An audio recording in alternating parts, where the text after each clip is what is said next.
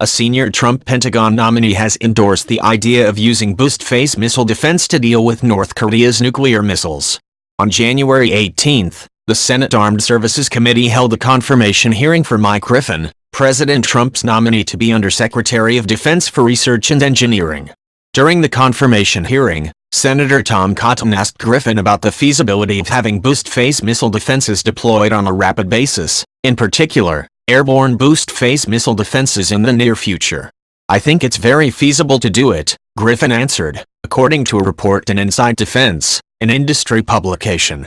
It was feasible to deploy boost-phase defenses, particularly against a nation with the geography of North Korea. It was feasible many years ago to do it. What we have lacked in the missile defense arena, until recently, is the will, not the technology and not the means. Griffin later added that, if confirmed, he would be a strong champion of deploying an air-launched boost-phase missile defense system. "I strongly support such developments," he said.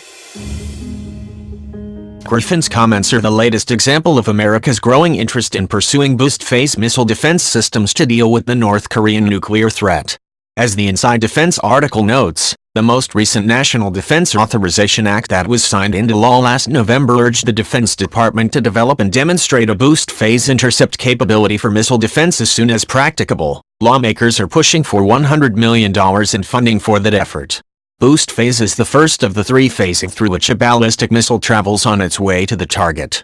It occurs from the time the missile is launched until the end of the powered phase of the flight.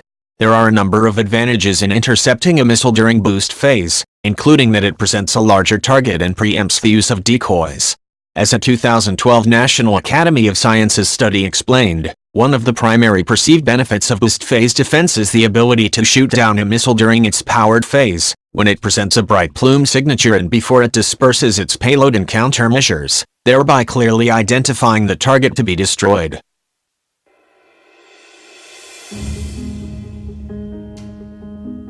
The primary drawback of boost-phase defense is time.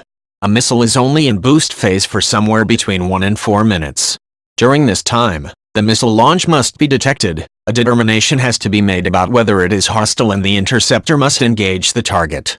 To successfully engage the missile in such a short time frame, the platform carrying the interceptor needs to be located near the launch site, making boost-phase defense nearly impossible against large countries like China and Russia, assuming the missile is launched from deep inside their territory. Even a country like Iran presents a nearly insurmountable challenge.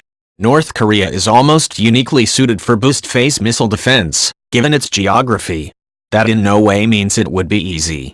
Besides all the technological challenges, the platform carrying the interceptor, most likely an unmanned aerial vehicle, must be positioned near enough to the launch site to engage the missile without itself being vulnerable to attack. This is probably doable given North Korea's limited air defense capabilities. Still, the challenge of determining whether the missile is being launched at the United States or one of its allies, or whether it is simply a test, would persist. Moreover, positioning it close to North Korea would almost certainly spark fierce objections from neighboring countries like China and Russia, which would insist that they are the real targets.